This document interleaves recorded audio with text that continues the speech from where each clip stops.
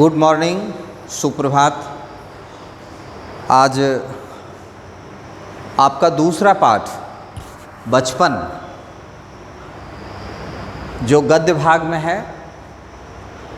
जिसकी लेखिका कृष्णा सोबती हैं, और बचपन पाठ का जो विधा है, जिसको आप स्टाइल कहते हैं, लिखने के स्टाइल को विधा कहते हैं, तो उसकी विधा है आत्मकथात्मक संस्मरण है। चूँकि लेखिका स्वयं अपने बचपन की बात लिख रही हैं और पिछले समय को आज के समय में अपने लेखिका अपने समय के से तुलना करते हुए वो समझा रहे हैं, तो इनकी विधा जो है आत्मकथात्मक संस्मरण के रूप में है और इसकी शैली आत्मकथात्मक ही है, चूँकि अपनी बात लिख रही हैं। और भाषा है हिंदी, खड़ी बोली। खड़ी बोली इसलिए क्योंकि ये हिंदी का जन्म जो है इसी बोली से हुई है। इसी खड़ी बोली को परिष्कृत करके हिंदी का स्वरूप खड़ा किया गया, जो भारतीय आर्य भाषा परिवार के अंतर्गत ये खड़ी बोली आती है और उसी से हिंदी निकली। हालांकि वो ये खड़ी बोली भी संस्कृत से ही आई है, अपभ्रंश होकर के, और फिर बाद में हिंदी में रूपांतरित हो गई। तो इस तरह से आपके पाठ का एक छोटा सा परिचय है। पढ़ने से पहले, समझने से पहले इन बातों की जानकारी होनी चाहिए, इसलिए इस पर आप ध्यान दें। और बचपन में लेखिका क्या कह रही हैं कि अपने बचपन में जो उन्होंने स्कूल का जीवन बिताया, घर परिवार के बीच में जो जीवन बिताया, और आज जो वह स्कूल को और घर परिवार के परिवेश को जो देख रहे हैं, उसमें बहुत सुंदर वो तुलना करते हैं और बच्चों को एक संदेश देते हैं कि समय बदलने के साथ साथ हमारी सोच, हमारे विचार और एक तरह से हम कह सकते हैं कि हमारी आदतें और संस्कार भी बदल जाती हैं, लेकिन जो मौलिक चीज़ें होती है वो अक्षुण्ण रहती है, वह कभी ख़त्म नहीं होता है, वह टूटता नहीं है। और लेखिका शुरू में ही यह संदेश देती हैं बच्चों को, पाठकों को, कि मैं आपको अपने बचपन की ओर ले जाऊंगी। और इस तरह से वो बचपन की में अपने घर परिवार से शुरू करते हैं और वो कहते हैं अपनी दादी की बात, अपनी नानी की बात बताते हैं, अपने परिवार के लोगों में किन्हें किस शब्दों से संबोधित करती थी। जैसे वो बतलाती हैं कि सभी लोग जो है उन्हें जीजी कहकर पुकारते हैं क्योंकि वो सबसे बड़ी थी। और फिर इस तरह से बच्चों को वो कहते हैं कि आप भी मुझे यह समझें कि मैं पिछली शताब्दी में पैदा हुई और आज जो है मैं आप लोगों के साथ जिस उम्र में आ गई हूँ, उस उम्र में आप कह सकते हैं कि आप मुझे नानी भी कह सकते हैं, आप मुझे दादी भी कह सकते हैं, आप मुझे जीजी भी कह सकते हैं, आप मुझे बुआ भी कह सकते हैं। इन तमाम शब्दों से वो संबोधित अपने उम्र और अपनी अवस्था को अभी के संदर्भ में वो कराती हैं। और कृष्णा सोबती जी यह भी बतलाती हैं कि बचपन में वो पहना क्या करती थी। तो कहते हैं कि जब वो सयानी उम्र में आई तो उस समय उनकी जो पसंद थी, उन्हें जो कपड़े पसंद होते थे, उस कपड़े पर जो रंग पसंद होते थे, वह बतलाती हैं कि पहनने ओढ़ने में आज के समय में काफ़ी बदलाव आया। जबकि वो अपनी बात, बचपन की बात कहती हैं कि उस समय तो मैं नीला, जामुनी, ग्रे, काला, चॉकलेटी आदि रंगों को ही मैं पसंद करती थी।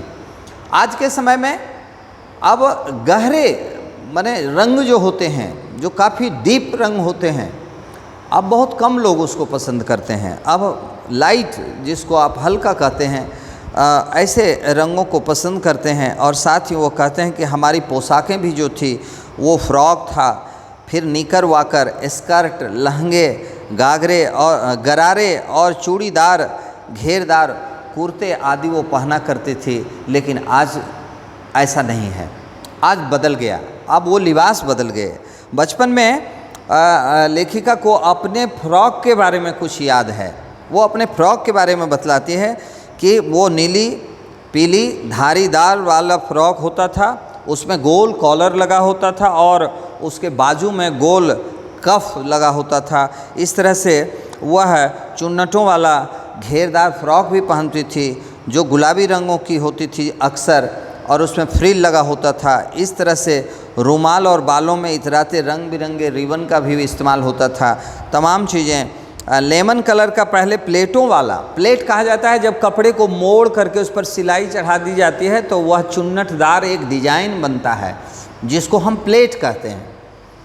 कपड़े पर भी प्लेट बनता है सिलाई के द्वारा, जिसे प्लेट नाम से जाना जाता है। और इस तरह से प्लेटदार फ्रॉक चॉकलेट रंग और अंदर के कोटी उसके प्याजी और ग्रे और सफ़ेद कोटी उसमें लगी होती थी। इस तरह से वो अपने बचपन के बारे में ख़ास करके अपनी पोशाक और अपने लिबासों के बारे में वो जानकारी देते हुए वो कहती हैं। और अब वो जिम्मेवारी की बात करती हैं अपने स्कूलों में कि जब मैं स्कूलों में थी, छात्रावास में मेरा रहना पड़ता था, तो वो कहती हैं, और घर में भी, दोनों जगह कहते हैं, उस समय घर परिवार के लोग अपने बच्चों को प्रशिक्षण देने के लिए छोटे छोटे जो काम बच्चों के होते थे, जैसे आपके मोजे हैं या लेखिका के मोजे जो थे, वह निर्देश होता था घर में कि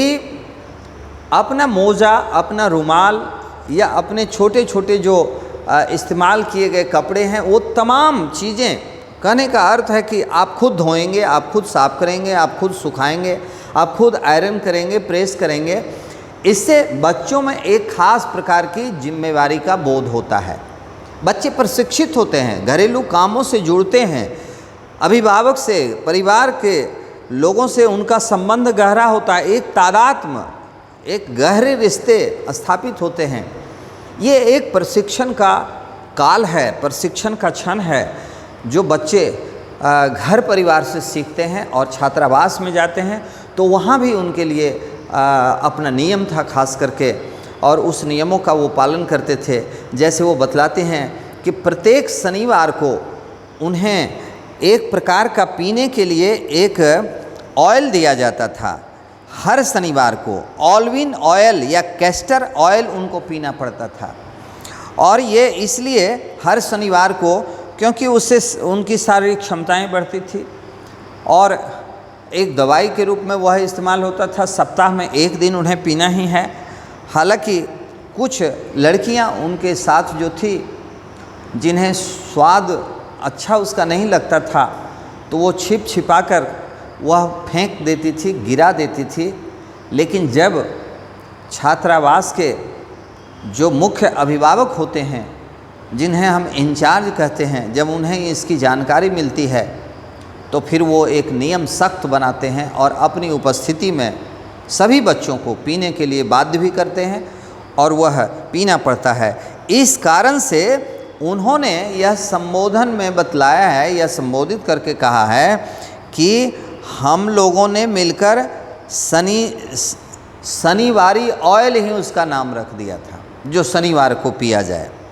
और इस तरह से उन्हें कभी पिएं या ना पिएं, उन्हें यह महसूस नहीं होता था कि हम अस्वस्थ हो गए हैं, जबकि स्वास्थ्य रक्षा के लिए उन्हें वह दी जाती थी। और वह उनका मानना था कि हम तो बिल्कुल स्वस्थ हैं, फिर भी हमें यह पीना पड़ता है, नहीं पीने से भी काम चल जाता है। लेकिन वहाँ आपकी मर्जी और आपके अनुसार नहीं होता है, वातावरण चलता है। वह कहती हैं कि हमारे अध्यापक, हमारे शिक्षकगण, हमारी शिक्षिकागण जो होती थी, वो काफ़ी दिशा निर्देश के साथ और एक नियम के तहत सब उसको पालन करने के लिए बाध्य भी करती थी। और जब वो नियम में ढल जाती थी तो फिर उनके लिए कोई परेशानी और दिक्कत की बात नहीं होती थी। यह एक संस्मरण है जो अपने जीवन के पिछले हिस्से को झांकना, अपने पिछले हिस्से की तरफ जाकर उसका एक मूल्यांकन करना। लेखिका बहुत ही बारीकी से यह कह रही है कि आज के बच्चों में ऐसी कोई दिलचस्पियां नहीं रहती है। वह थोड़ा आप कह सकते हैं कि उनकी मर्ज़ी के अनुसार बात हो रही है तो बहुत अच्छी बात है, और ज़रा सा उस पर नियम थोप दिया जाए, लाद दिया जाए तो उन्हें थोड़ा सा लगता है कि हमको बंधन में डाला जा रहा है, जबकि ये बंधन नहीं है। यह एक सुचारू जीवन, एक सुचारू व्यवस्था, एक सुचारू रूप से चलने वाली एक आदतों में ढालने की एक चेष्टा होती है जो आगे चल करके आपको लाभान्वित करता है। लेकिन बच्चे, जिस उम्र में बच्चे रहते हैं, वह शायद इस बारीकी को नहीं पकड़ पाते हैं, इसलिए उससे आनाकानी करते हैं। ये आनाकानी जो है, यानी उससे कटने की जो बात होती है, उसको छोड़ने की जो बात होती है, वह थोड़ा सा अच्छा नहीं होता है उनके लिए। लेखिका आज यह महसूस कर रही है कि हमने बचपन की कहाँ कहाँ अपनी गलतियाँ की, जिसके कारण हमारी कुछ आदतों में ऐसी बातें आई। और दूसरी बात करते हैं कि हमारे घरों में उन दिनों ग्रामोफोन होता था। रेडियो और टेलीविज़न उस समय नहीं आए थे, उनके बचपन के समय में। आप ये अंदाज़ा लगा सकते हैं और ये पता कर सकते हैं कि ग्रामोफोन का समय कब था, यानी 1960 के 1975 के पहले ग्रामोफोन चल रहा था। ग्रामोफोन होता क्या था? एक रिकॉर्ड प्लेयर होता था जिस पर एक कांटा नुमा एक क्लिक होती थी, जो उस पर रख देने से, और उसके लिए एक खास स्टूडियो साउंड बॉक्स होता था जिसमें एक ही रिकॉर्ड प्लेयर में 50 या 100 दोनों तरफ 50 से 100 तक गाने उसमें लोड होते थे, और एक बार आप कांटा चढ़ा दीजिए और गाना सुनते रहिए। वो ग्रामोफोन का ज़माना था उनके समय में। रेडियो नहीं था, आज की तरह टेलीविज़न नहीं था। बचपन की बात में कहते हैं कि जो मैं कुल्फ़ी खाया करती थी अपने स्कूल के बाहर, अपने घरों में, बाज़ारों में, कहते हैं वह कुल्फ़ी अब आइसक्रीम के रूप में परिणत हो गया, बदल गया। जो कचौड़ी समोसा खाते थे वो अब पैटीज़ में बदल गया। जो सहतूत, फालसे और खसखस के जो शरबत पीते थे वो अब कोका कोला और पेप्सी में बदल गया। और जो कोक नहीं, लेमनेड और बिमडो मिलती थी, वो अब इस तरह से दूसरे पेय पदार्थों में बदल गया। इस तरह से अपने समय में आए परिवर्तन का बोध हमें करा रही है। आपको भी यह जानकारी होना चाहिए। और आप देखेंगे कि आप अपने जन्म से पहले की बात अगर जानना चाहें तो आप अपने दादाजी से, आप अपनी दादी जी से, आप अपने नानी जी से भी बात करके, आप उनके बचपन के बारे में चर्चाएं छेड़ करके बहुत उस समय की बहुत सारी चीज़ें की जानकारी आप एकत्रित कर सकते हैं। और इससे आपको 2 फायदे होंगे। एक, आपका प्रेम बड़े बुजुर्गों से बढ़ता है, और दूसरा, आपका ज्ञानवर्धन होता है। आपके ज्ञान में इजाफा होगा। आप अपने जन्म के पूर्व की बातों को बहुत अच्छी तरह से बारीकी से जान जाएंगे। हो सकता है आपके दादाजी स्वतंत्रता सेनानी रहे हों, तो आपको स्वतंत्रता संग्राम की आँखों देखी कहानियाँ जो है उनसे मिल सकती है, और आपको बहुत उत्प्रेरित करेगा। वो प्रेरणा का वह स्रोत बन जाता है आपके लिए। लेखिका इसी उद्देश्य से अपने घर परिवार, अपने बचपन और अपने घूमने फिरने, शिमला के जो काफल की याद आती है खट्टे मीठे, उसकी बात करते हैं। और बात करते हैं वो कुछ लाल, कुछ गुलाबी, कुछ रस भरी कसमल जो काफल होता था उसकी बात करते हैं। चेस्टनट की बात करते हैं। आग में भूने जाते थे जो चेस्टनट, और फिर उसके छिलके उतार कर कैसे वो मुंह में लेकर उसका आनंद लेती थी, स्वाद लेती थी, उन तमाम बातें। और चनाचोर, गरम अनार के दाने का चूर्ण आदि जो बचपन में पैकेट में जो खरीद कर खाते थे, आज वो चीज़ें नहीं हैं। आज टॉफ़ियाँ हैं, आज केक हैं, आज चॉकलेट हैं, आज कैडबरी आ गया, बहुत तरह के परिवर्तन आ गए। और इस परिवर्तन के दौर में पुरानी चीज़ों को बच्चे नहीं जान रहे हैं। एक तरह से आप कह सकते हैं कि वो विस्मृत हो गया, माने यादों से पीछे चला गया।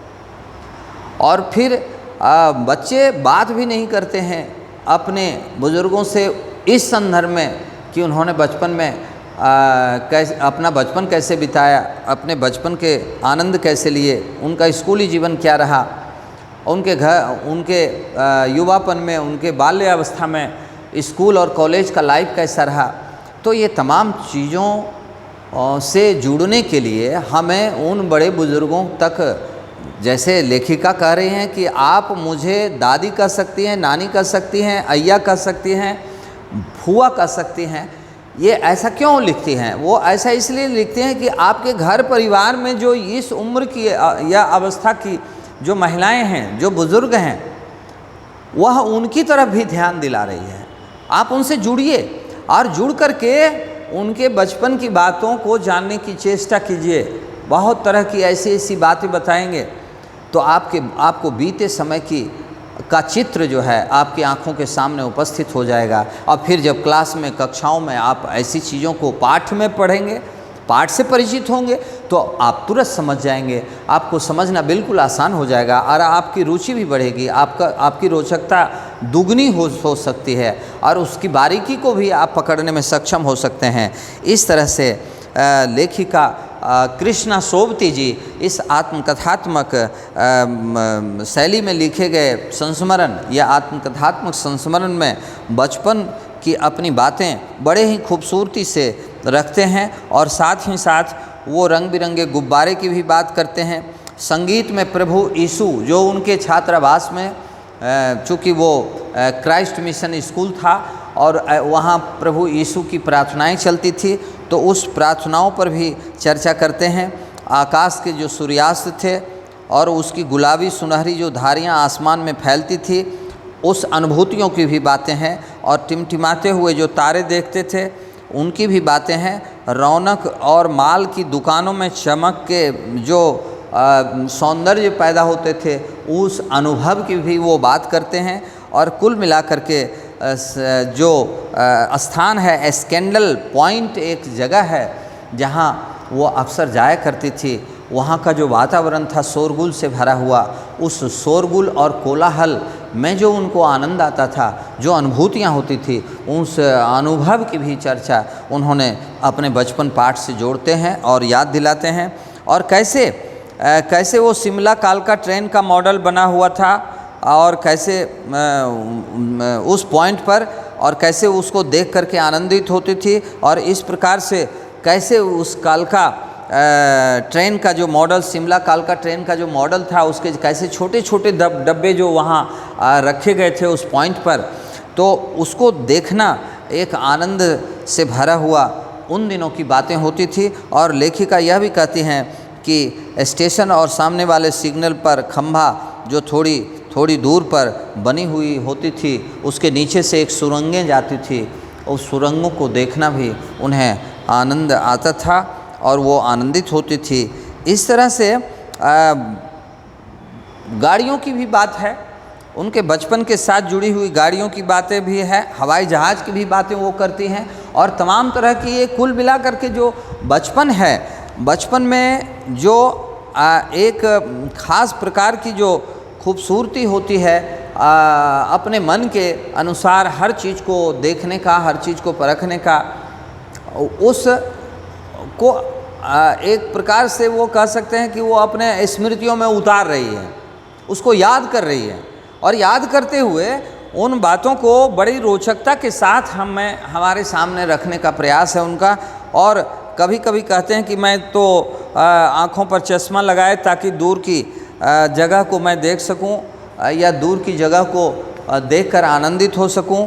और इस तरह से सूरत उनकी लंगूर की तरह बन जाती है, वो अपने अनुभव करती हैं, वो खुद पर एक व्यंग कर रही है कि उस समय मेरी सूरत जो है एक लंगूर की तरह हो जाती थी और मैं भी उस पर खींच जाती थी, कभी कभी खींच पैदा होती थी अंदर में। और इस प्रकार से वो कहती हैं कि ये बुरा भी लगता था, लेकिन ऐसा करना या ऐसा देखना या वहाँ टहलना, इस तरह से चश्मा लगाकर भी एक आनंद की बात हो जाती थी। इस तरह से कुल मिलाकर के कृष्णा सोबती का यह जो पाठ है, अपने बाल्य काल के पहनावे, खान पान, आए बदलाव आदि की बातों को करते हुए इस पाठ को उन्होंने विश्लेषित किया है, बच्चों को प्रेरित किया है इस मायने में कि बचपन में ऐसी अनुभूतियाँ पा लेने से आप जब बड़े हो जाएंगे तो बड़े होने पर बचपन की उन यादों को फिर से अगर सहेजने की कोशिश करें तो हो सकता है कि कृष्णा सोबती की तरह आपको भी, आपके अंदर भी कुछ इस तरह की लिखने की प्रेरणा मिले, कुछ जानने और अनुभूत करने की शक्ति मिले। इन्हीं शक्ति की तरफ इस पाठ का ध्यानाकर्षण करना है, उद्देश्य यही है और एक प्रकार का अच्छा संदेश है बच्चों के लिए। तो आप जो है इसको अगर बारीकी से इसको इसी अंदाज में पढ़ेंगे, इस भाव को पकड़कर पढ़ेंगे तो आपके प्रश्न उत्तर जो हैं, जो सवाल पूछा गया है पाठ में, उसका जवाब देना बिल्कुल सरल हो जाता है। और आप ऐसे प्रयासों में लगे रहें ताकि आपका ज़्यादा से ज़्यादा नंबर भी आए, आपकी भाषा भी अच्छी बने, लिखने की एक शक्ति बने, एक क्षमता बने। और कोई भी साहित्य क्या है, कल्पनाओं और इमेज पर चलने वाली चीज़ें हैं जो विचार से तालमेल रखते हुए, सत्य से तालमेल रखते हुए चलता है, यही साहित्य है। कहानियों का स्वरूप यही होता है कि कहानियाँ इसी तरह कुछ सत्य का अनुभूत कराता है, अनुभव कराता है। तो आप ऐसे पाठ में, अपने बचपन पाठ में आप कृष्णा सोबती को और भी गहराई से समझने, पकड़ने की कोशिश करें और इसको हो सके तो 2 बार 3 बार इसका वाचन करें, रीडिंग दें, तो आपको बहुत ही लाभ होगा, बहुत ही फ़ायदा होगा। धन्यवाद।